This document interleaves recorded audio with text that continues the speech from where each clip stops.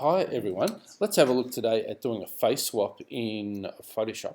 So I'm just going to show you quickly the Toby's new technique, which is a real ripper.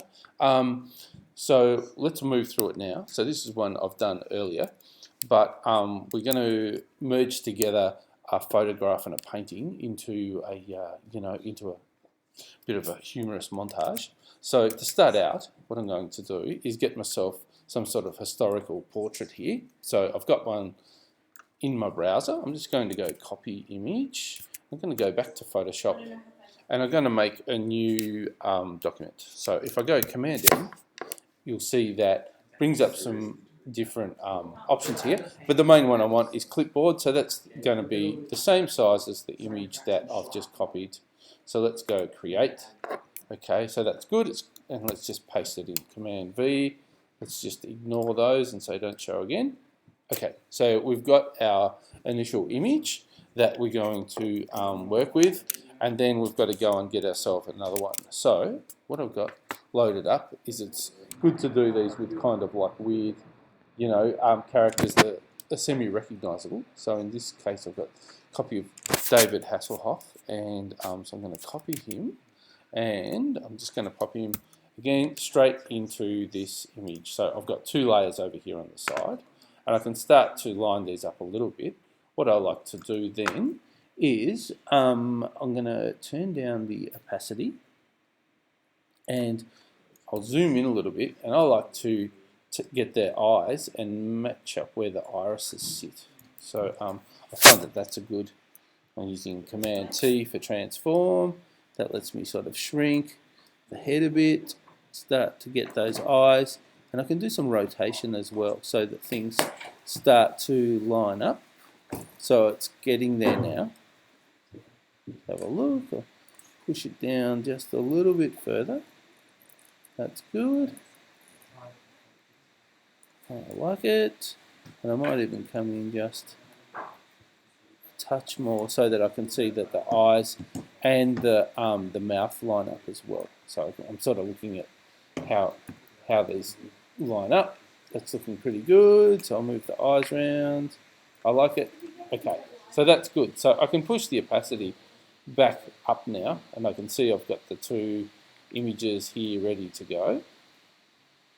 And what I'm going to do with the top image, which is my David Hasselhoff, is I'm going to just really roughly clip around it.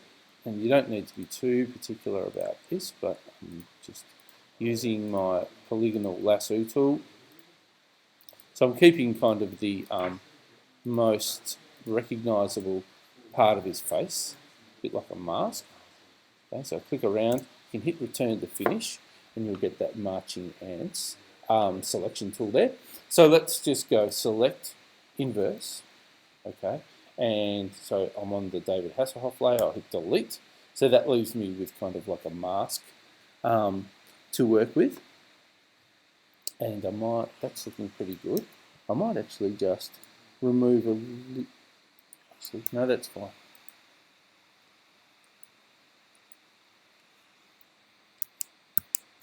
I'll go back to that. I won't worry about that one too much. Okay, so that layer is good. So I'm going to hide that layer. And now we need to cut a hole into this layer to blend it into. So we need to go select inverse again. Will get us back to just the mask shape. And then we need to go under selection and modify our selection. And we're going to contract that. And let's go contract by, I've got 6 pixels set there, so that's good. Okay, so that's all set up, ready to go. So I've contracted that selection, which is really important. And now I'm just going to delete out of that the mask. That's good. And now I'm going to turn on both layers so I can see the mask. I'm going to deselect, so Command D will sort that out. And now that I can select, hold down Shift, and I can select both layers in here. And this is where Toby's technique really comes together. We can go under Edit, and we can come down, and we can come down to Auto Blend Layers. So let's click on that, and we're going to go OK. So let's leave it as stack images with everything ticked, just as the default, and we'll let it do its magic. And we can see here now that we've got a really nice blend between the two. So it does the auto toning and blends things in really nicely. We've just got a little bit of stuff that we can tidy up with the clone stamp tool here. So I'm just going to grab my clone stamp, working on this layer 2, which is the result of the blend. So let's just slightly tune up his footbed here a little bit, so it blends in a little bit better. And I might even just take the opacity down a touch and just sort of blend it in a little bit more around here. That's good. We've got a little, it's a little bit murky here, blended, so I'm just going to copy that in there. That's good. And then I've just got a little bit of blending to do here. So let's just grab this bit of brush here and let's just work around this just a little bit, just to get rid of that line. And we're looking pretty good. Okay, so once we zoom out, we can see now we've got ourselves a nice David Hasselhoff image, and it's ready to put into a frame, gilt frame, if you want to give that a go. That's easy, just do a search for gilt frame, and you can drop this image into a frame and print it out. So that's pretty much it for now. Thank you.